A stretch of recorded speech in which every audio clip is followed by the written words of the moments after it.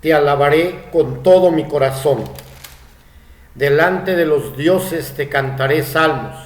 Me postraré hacia tu santo templo y alabaré tu nombre por tu misericordia y tu fidelidad, porque has engrandecido tu nombre y tu palabra sobre todas las cosas.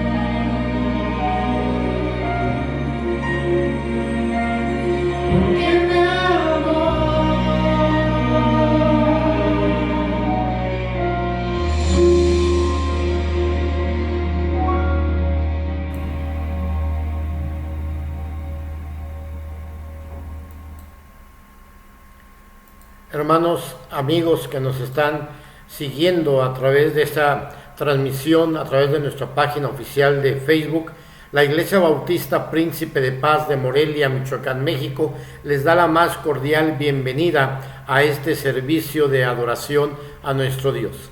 Vamos a comenzar haciendo una oración. Acompáñenme ahí en sus hogares. Padre nuestro que estás en los cielos, Señor, te damos gracias. Te damos gracias porque te manifiestas día a día en nuestras vidas. Te damos gracias porque nos envías bendiciones, Señor, bendiciones abundantes. Te damos gracias, Padre, porque tú siempre estás cuidándonos, Señor.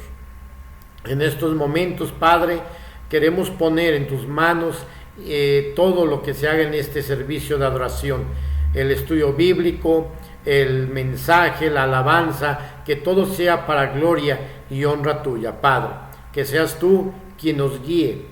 Haznos receptivos a escuchar tu voz y a guardar en nuestros corazones el mensaje que tú tienes para con nosotros en este día. Todo esto te lo pido, Señor, en el nombre de Cristo Jesús. Amén.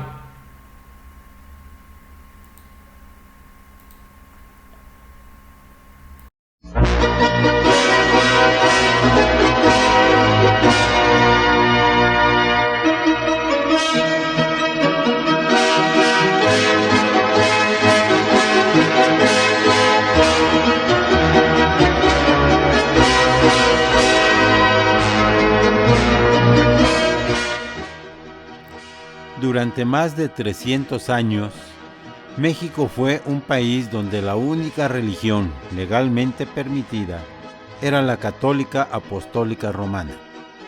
En el mes de diciembre de 1860, el licenciado Benito Juárez García, presidente de México, decreta la Ley de Libertad de Culto, dando oportunidad a que otras creencias religiosas se pudieran predicar en nuestra patria, y así los mexicanos pudieran escoger libremente la religión que quisieran profesar.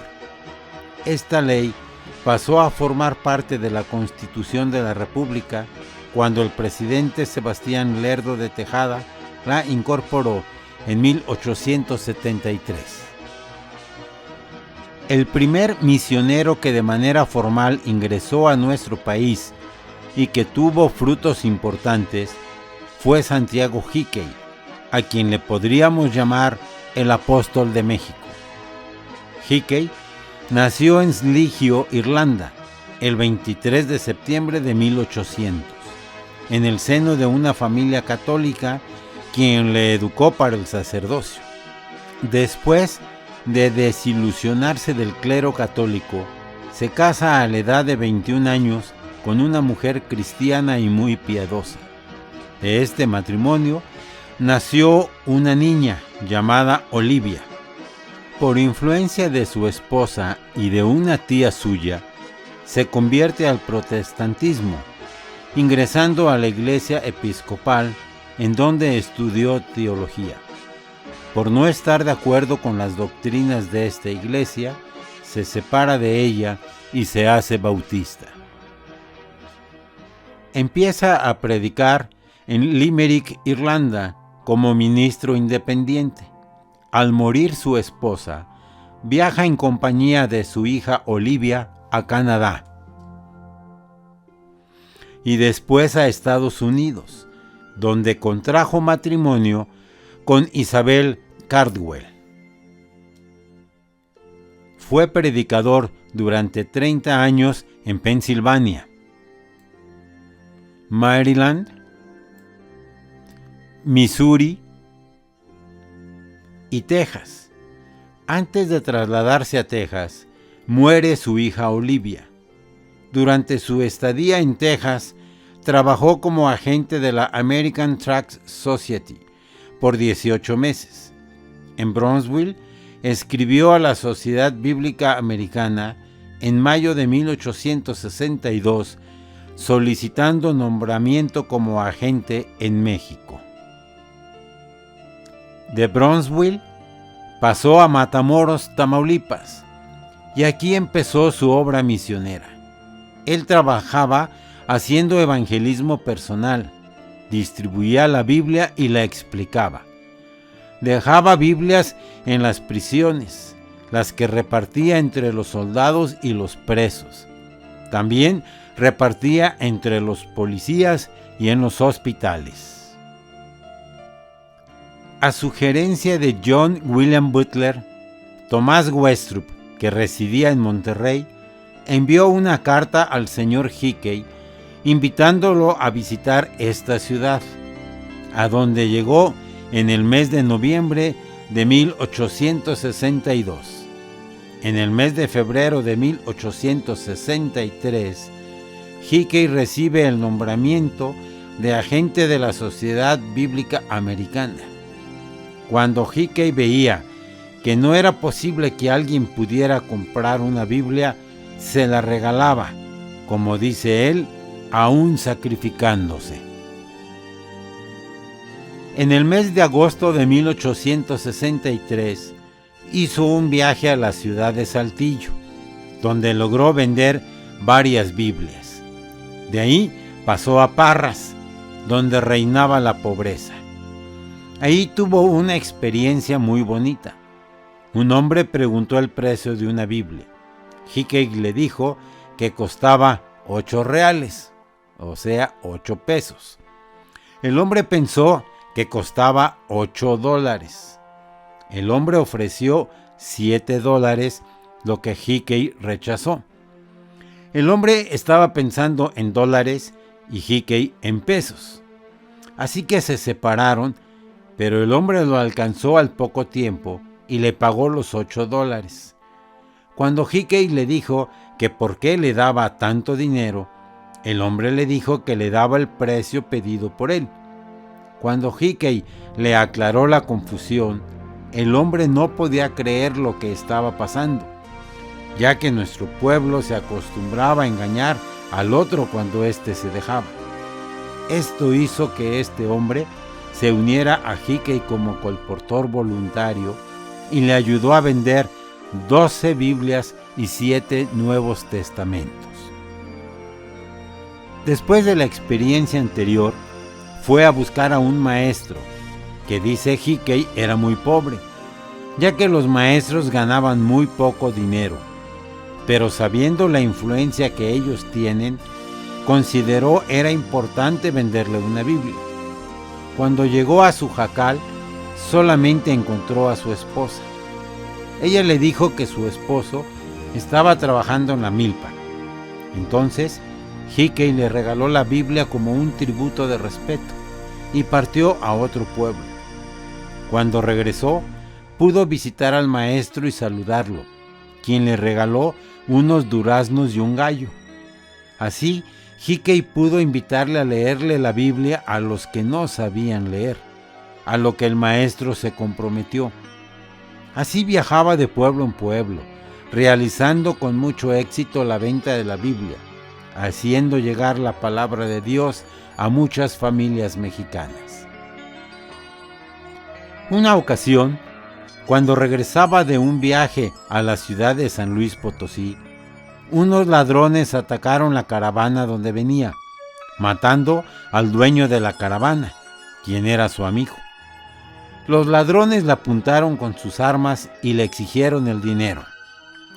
Como él había escondido su dinero debajo del vagón, no le encontraron nada y no lo robaron. Con mucho trabajo, pudo recuperar el cuerpo de su amigo y lo pudo entregar a su familia en Saltillo. Hickey pudo continuar su viaje en la caravana.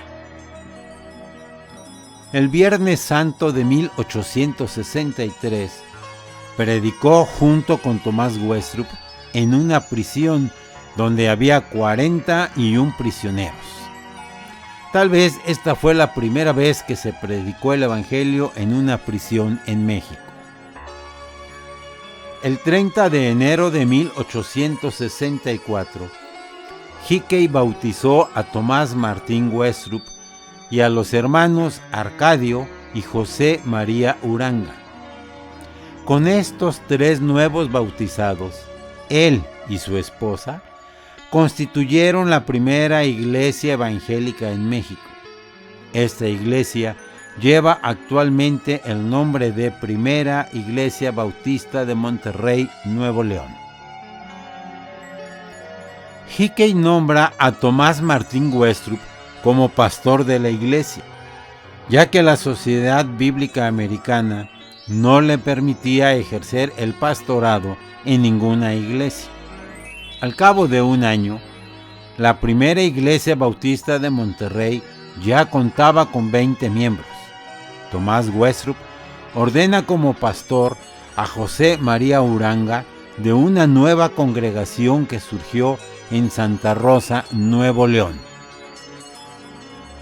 El 3 de noviembre de 1866, Santiago Hickey se traslada a Brownsville para recoger unos libros que le habían enviado.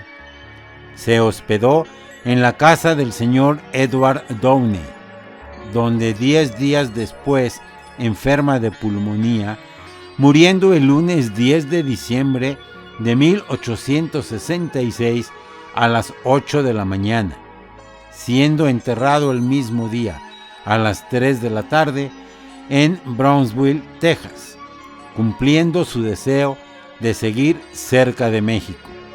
En su lecho de muerte fue acompañado por su esposa y por uno de sus grandes amigos, el señor Tomás Sepúlveda, a quien le dio su última recomendación: que siga el trabajo.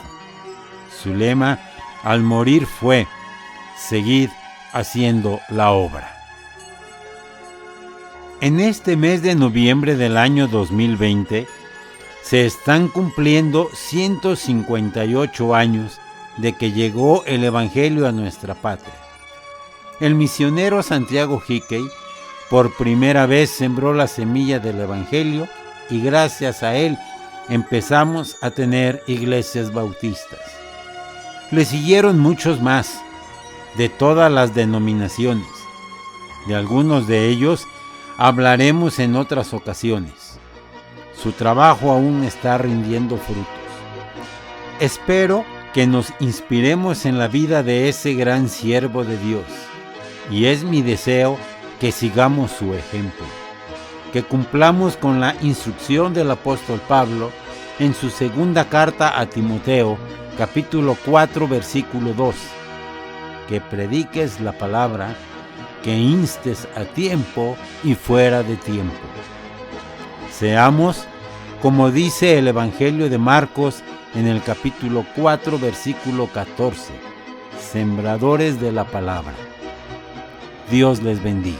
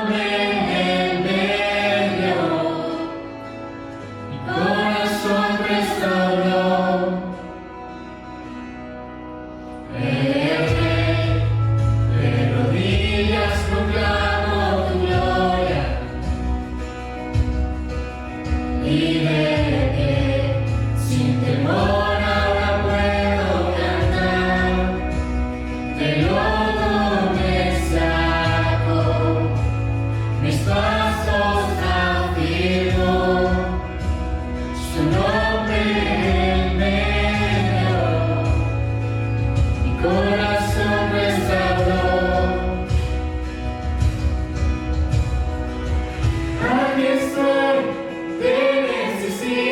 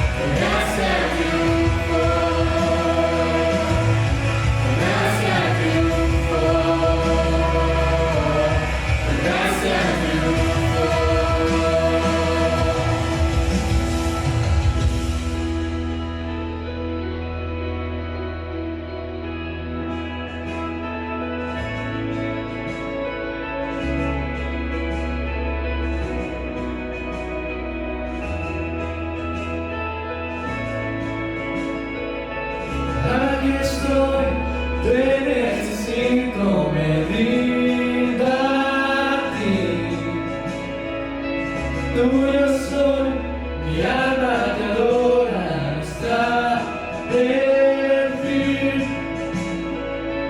Aquí estoy, que necesito, me rindo a ti.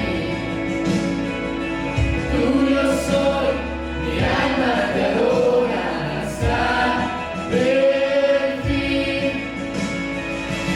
Aquí estoy, que necesito, me rindo a ti. Tuyo soy, mi alma te adora hasta el fin. Aquí estoy, que necesito, me rindo a ti. Tuyo soy, mi alma te adora hasta el fin. Yo estaba roto, pero me amaste así. Tu gracia me alcanzó, mi pecado borró. Fui perdonado, mi libertad compró,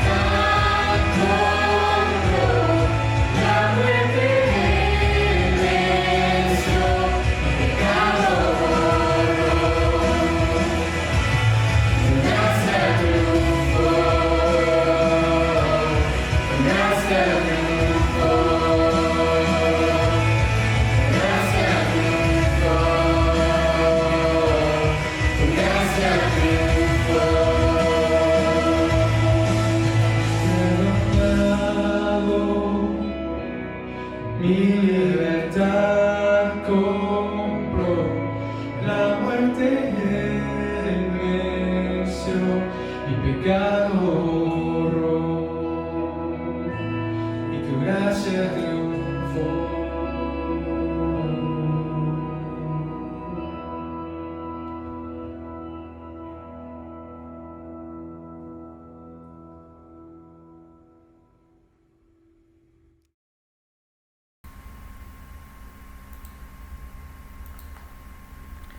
Dice en el libro de Mateo, en el capítulo 28, versículos del 16 al 20. Mateo capítulo 28, versículos del 16 al 20. Pero los 11 discípulos se fueron a Galilea, al monte donde Jesús les había ordenado. Y cuando le vieron, le adoraron, pero algunos dudaban. Y Jesús se acercó y les habló diciendo: Toda potestad me es dada en el cielo y en la tierra. Por tanto, id y haced discípulos a todas las naciones, bautizándolos en el nombre del Padre, y del Hijo, y del Espíritu Santo, enseñándoles que guarden todas las cosas que os he mandado. Y he aquí yo estoy con vosotros todos los días, hasta el fin del mundo. Amén.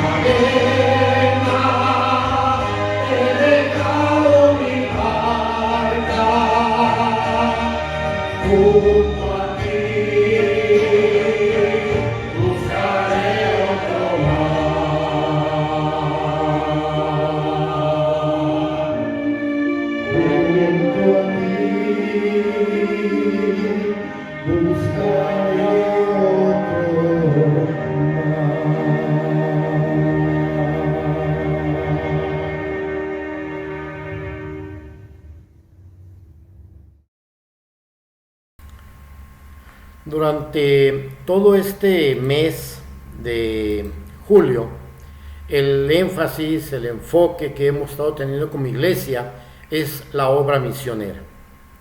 Y a veces hemos entendido un poco mal como iglesia y como creyentes, como cristianos, hemos entendido un poquito o un tanto mal lo que es el hacer misiones. A veces pensamos que ese trabajo misionero, que esa orden que dio Jesús de por tanto ir y hacer discípulos, es únicamente para los que están al frente de una congregación, para los líderes, para el pastor, para los que estudiaron en algún seminario o para aquellos misioneros que han sido enviados a otros lados para hablar del evangelio. Pero esto está muy lejos de ser la realidad, porque si vemos en el Evangelio de Mateo, en el capítulo 28, el pasaje que acabo de leer, estaban todos los que en ese momento habían aceptado a Jesucristo. No solamente estaban los discípulos, estaban 120 personas y a todos Dios les da la orden. No nomás se las dio a sus discípulos, no nomás se las dio a los apóstoles, sino que se las da a todos los que estaban reunidos y que lo estaban viendo ascender al cielo. Y a todos les dice, por tanto, id y haced discípulos. Por eso es que en este día yo quiero pues hacerles una pregunta. O quiero empezar con una pregunta. Y la pregunta es precisamente la pregunta con la cual yo titulé el mensaje de este día. ¿Por qué cada creyente debe ser un misionero? ¿Por qué cada creyente debe ser un misionero? ¿Por qué cada uno de nosotros debemos de ser misioneros? ¿Por qué cada uno de nosotros debemos ser parte de la obra misionera, de las misiones? Algo que tenemos que entender y que yo lo entiendo perfectamente es el saber el por qué estoy haciendo tal tarea.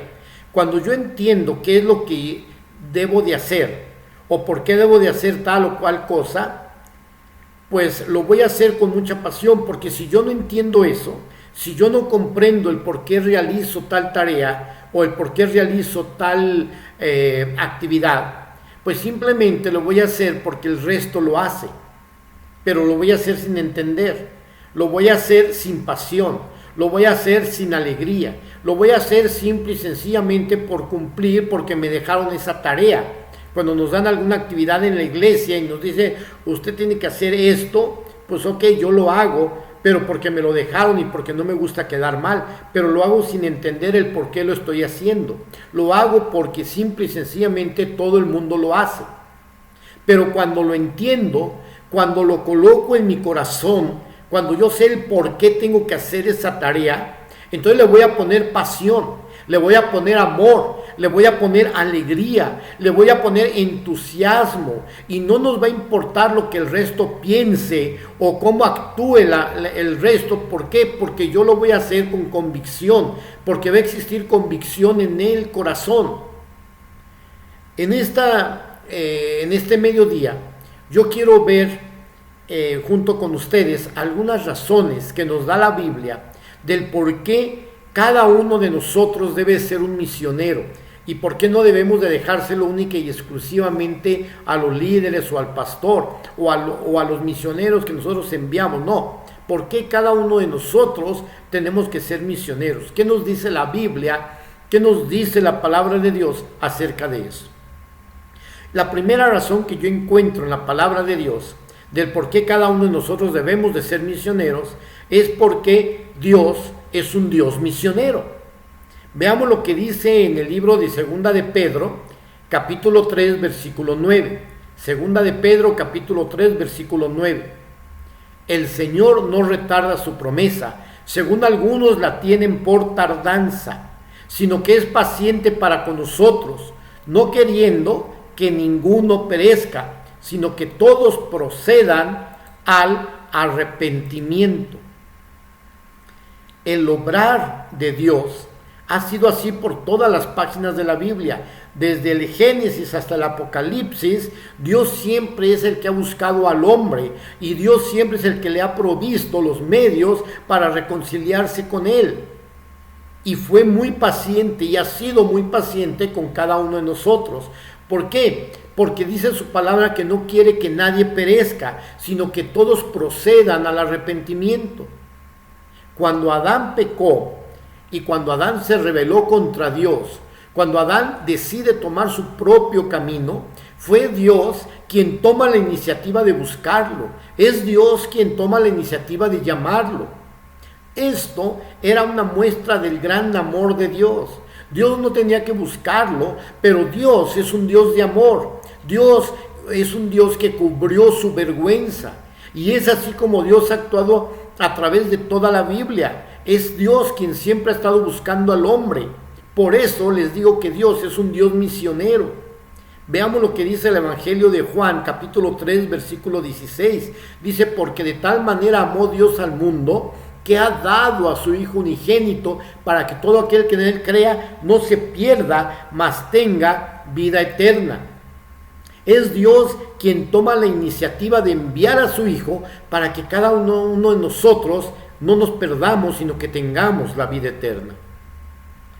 La segunda razón del por qué cada uno de nosotros debemos de ser misioneros es porque Cristo es misionero. Veamos lo que dice Primera de Juan, capítulo 4, versículo 9. En esto se mostró el amor de Dios, en esto se mostró el amor de Dios para con nosotros, en que Dios envió a su Hijo unigénito al mundo para que vivamos por él. En este pasaje, la palabra envió viene de la palabra griega apostole, que es de donde se deriva la palabra apóstol.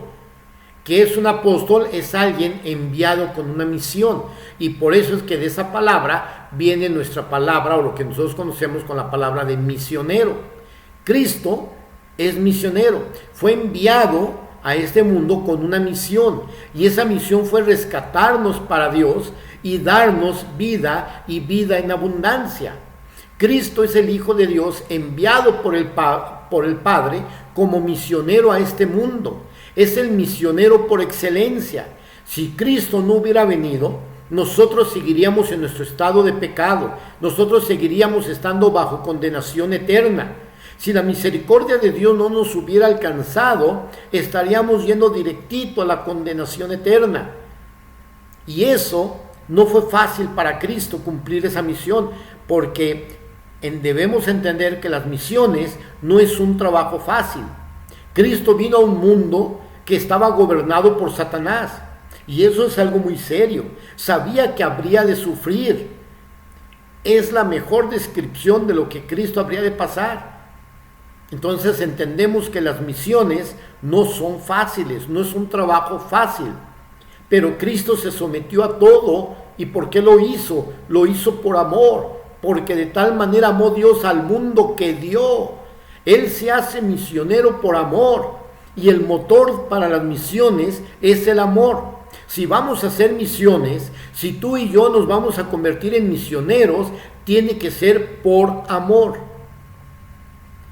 Otra razón más, una tercera razón del por qué cada creyente, cada uno de nosotros debe de ser un misionero, es porque el Espíritu Santo es misionero.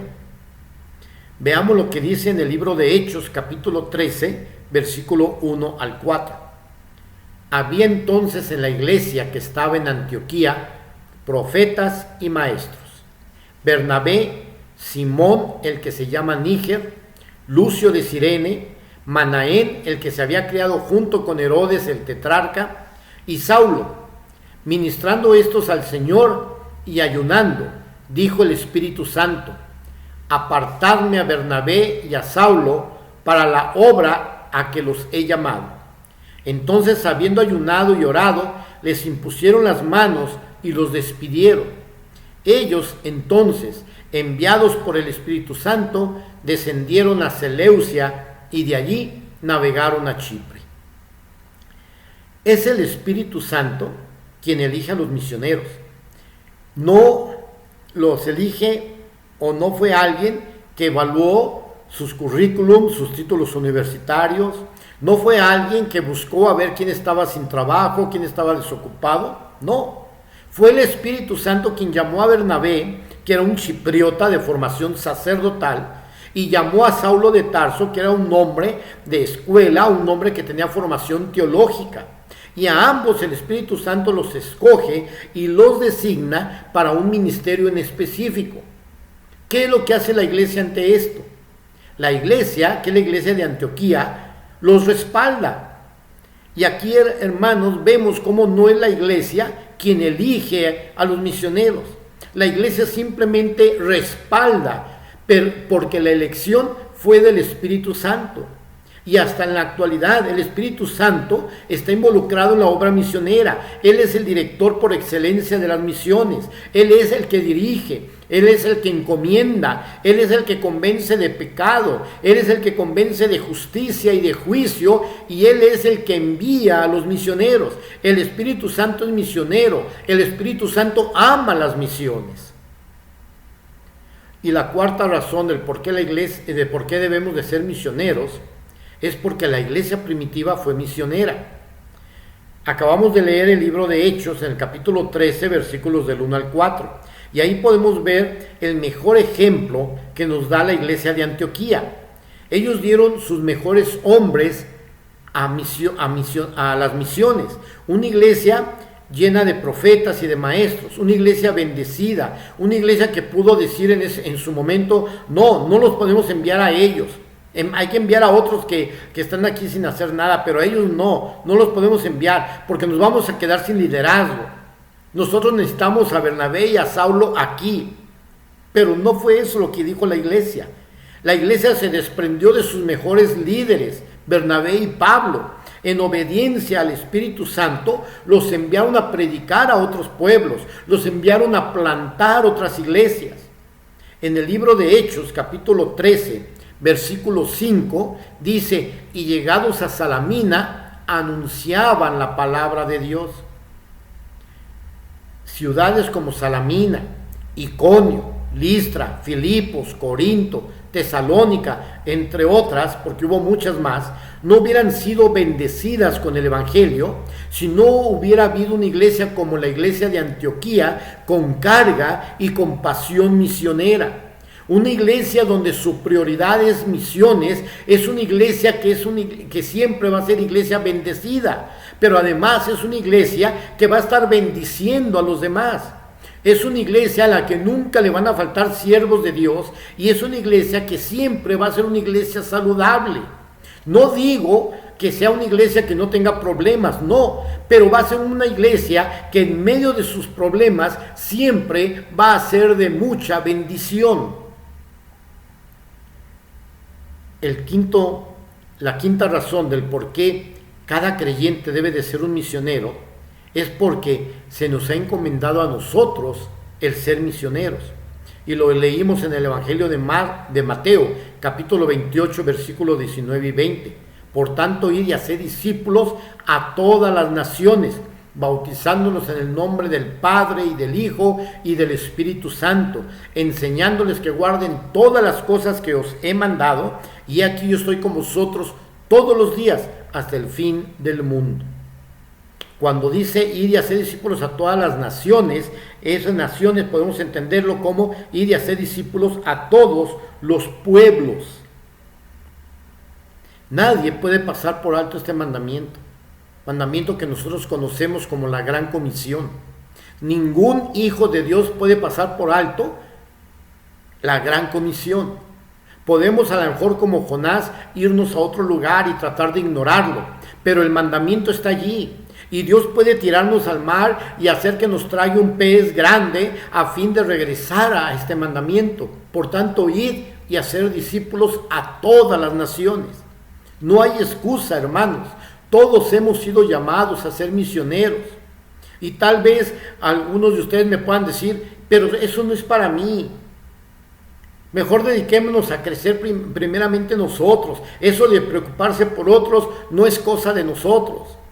Hay que quedarnos en la tranquilidad de nuestro hogar. Y podemos poner mil excusas, como lo han puesto muchos, inclusive personajes de la palabra de Dios como Moisés.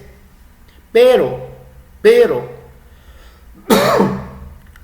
no podemos dejar a un lado el hecho de que hemos sido llamados, cada uno de nosotros, a ser misioneros.